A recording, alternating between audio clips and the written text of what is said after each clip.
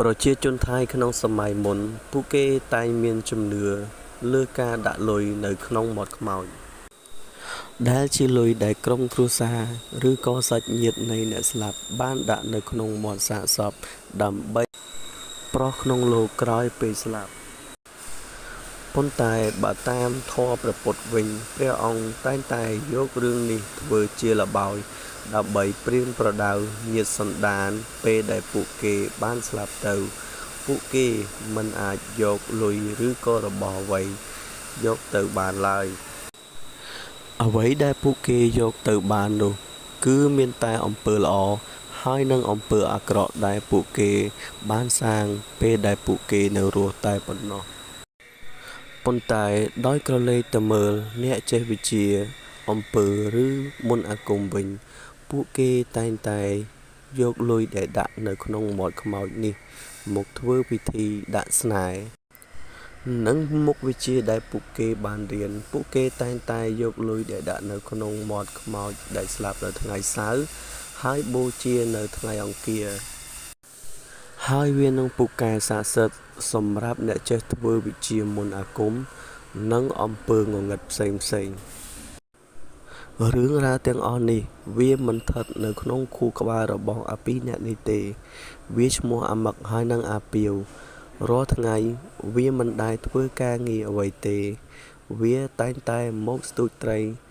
នៅក្នុងស្រះក្បែរផ្ទះអ្នកភូមិជួនកាលវាលួចត្រីរបស់អ្នកភូមិហើយអ្នកភូមិមិនដែលខឹងនឹងវាទេព្រោះវាជារឿងតូចតាចនៅថ្ងៃមួយប្រហែលជាម៉ោង4រសៀលពួកគេបានដាំបាយហើយនឹងអាំងត្រីលុះពួកគេបានធ្វើម្ហូបរួចរាល់ហើយពួកគេបានហូបបាយជុំគ្នាជាមួយនឹងត្រីអាំងយ៉ាងឆ្ងាញ់ហើយអ្វីដែលពួកគេមិនអាចភ្លេចបាននោះគឺស្រាសដែលពួកគេតែងតែយកមកពិសាជារៀងរាល់ថ្ងៃលុះពួកគេផឹកស្រាស្វឹងល្មមហើយអាម៉ឹកក៏បាននិយាយទៅកាន់អាពាវថាណែអាពាវយប់នេះយើងមានការងារឲ្យឯងធ្វើការតែ1ម៉ោងទេបានលុយបានរាប់ពាន់ឯណោះអាពាវឮដូច្នេះក៏បាននិយាយថាស្អីការងារឯងស្អីទៅបានលុយច្រើនម្ល៉េះអាម៉ឹកក៏តបទៅវិញថាយប់នេះធ្វើការឲ្យតែល្អទៅចាំគ្នាប្រាប់ឯងនៅតាមក្រោយលុះពួកគេនិយាយផងហើយបន្តការផឹកផងលុះដល់ស្រវឹងជោគជាំពួកគេក៏បានដេកលង់លក់នៅទីនោះបាត់ទៅលុះពេលយប់អាធ្រាត្រក៏បានមកដល់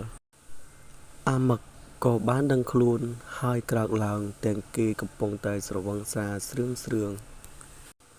ហើយគេបានយកចង្កៀងប្រេងកាតមកអុជដើម្បីបំភ្លឺ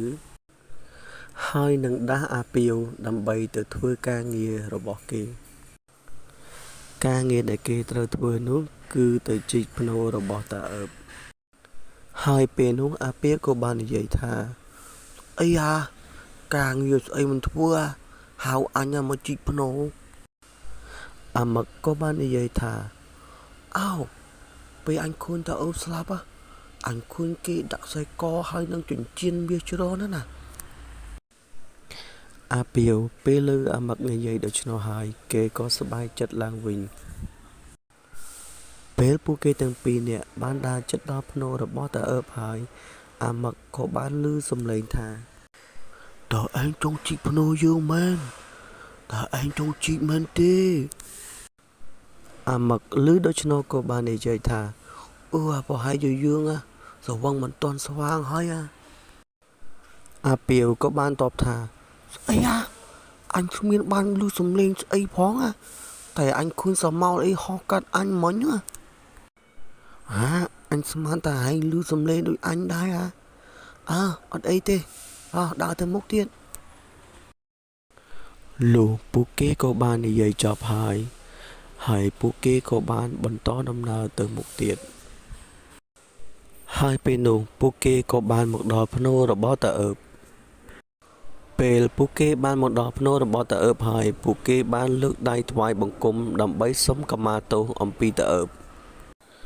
លុះពេលគេថ្វាយបង្គំចប់សពគ្រប់ហើយពួកគេបានបន្តធ្វើការងាររបស់គេដើម្បីគាស់ភ្នូររបស់តាអឺបអាម៉ាក់ក៏បាននិយាយទៅកាន់អាពីវថា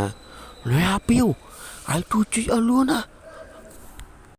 លុះពួកគេជីភ្នូររបស់តាអឺបមិនទាន់បានប្រមាណផងក៏ដល់ភ្នូររបស់តាអឺបពេលនោះអាម៉ាក់បានដើរមកប៉ើងក្រណាត់សដែលគ្របសពរបស់តាអឺបនោះចេញដោយមើលទៅមុខរបស់តាអឺបនៅស្រស់ញញឹមដោយសារសពរបស់គាត់ទើបតែយកមកបញ្ចុះថ្មីនៅពេលនោះអាម៉ាក់បានសម្លឹងទៅអាពីវឃើញទឹកមុខរបស់អាពីវស្លេកស្លាំងហើយដៃរបស់អាពីវបានចង្អុលទៅសពរបស់តាអឺបពេលនោះអាម៉ាក់ក៏បានងាកមកកាន់សពរបស់តាអឺបវិញគេក៏បានភ្ញាក់ហើយថយក្រោយធ្វើឲ្យគេដួលយ៉ាងខ្លាំងពេលឃើញសភាពសពរបស់តាអឺបមានភ្នែកមើលទៅគួរឲ្យខ្លាចខ្លាំងណាស់ដោយអាម៉ាក់គិតថាស្មានតែគេព្រើភ្នែកទើបគេសម្រេចចិត្តងើបមកមើលសពរបស់តាអឺបម្ដងទៀតហើយឃើញសភាពសពរបស់តាអឺបមានលក្ខណៈធម្មតា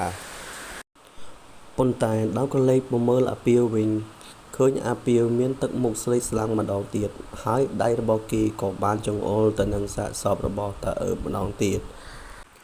សពរបស់តាអឺបបានងើបមកអង្គុយនៅទល់មុខនឹងអាម៉ាក់ហើយគ្រាប់ភ្នែកម្ខាងរបស់គាត់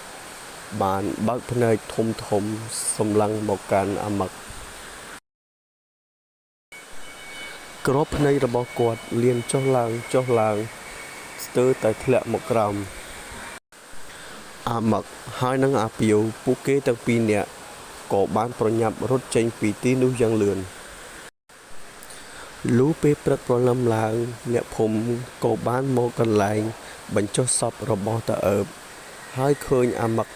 ហើយនិងអាពីវបានដេកនៅកន្លែងបញ្ចុះសពរបស់តាអឺប